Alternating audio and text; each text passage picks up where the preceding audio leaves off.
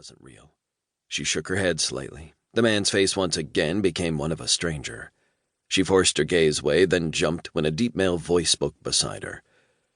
"Mrs. Roark?" Glancing up, she quickly stood. "Dr. Hamilton, I take it?" He smiled with a nod.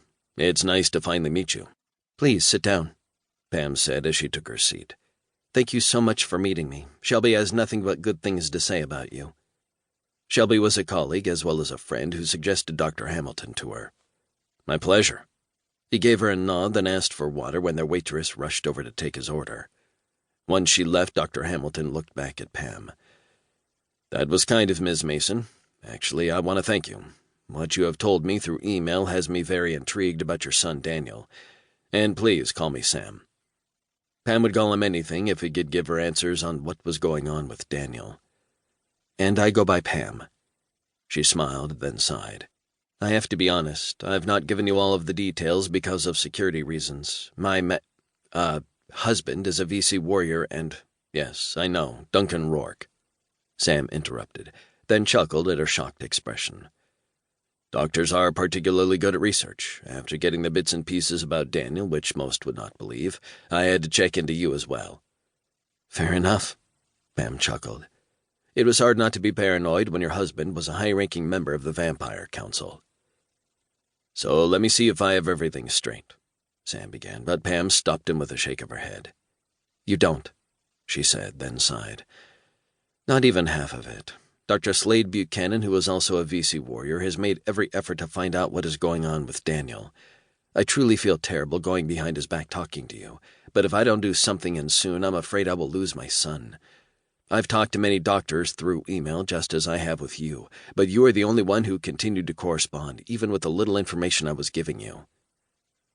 And what I've learned from you about Daniel has led me to a possible source. Though not seeing him, a diagnosis would not be possible without tests, as well as observation," Sam replied, a frown forming on his lips.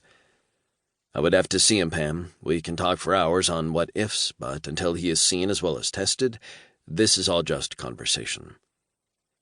Pam knew this, but she also knew that until she had a strong feeling this man could help Daniel, she would be faced with opposition, not only from the VC, Duncan, Slade, but Daniel himself.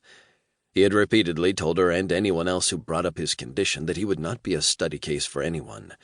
Period. As a person, she understood that. As a mother, she would fight to the ends of the earth to make sure he lived every single day of his life as normally as possible.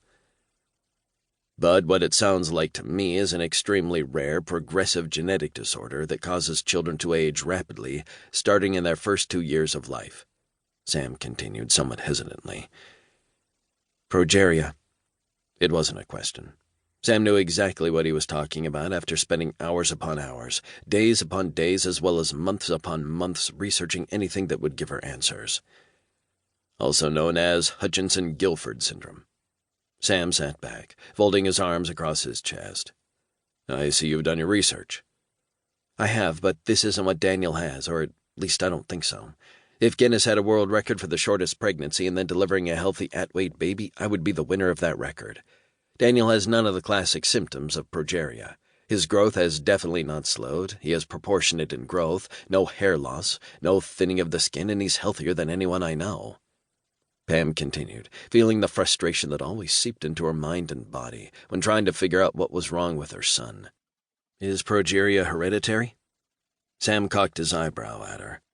"It's considered an autosomal dominant condition, which means one copy of the altered gene in each cell is sufficient to cause the disorder.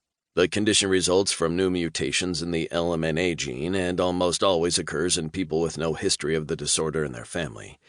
There are no known factors, such as lifestyle or environmental issues, which increase the risk of having progeria or of giving birth to a child with progeria.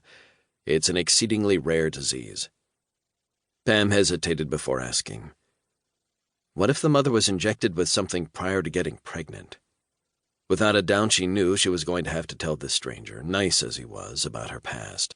Pam hated reliving it, but it wasn't going away, and she doubted it ever would. Kenny Lawrence was right about one thing.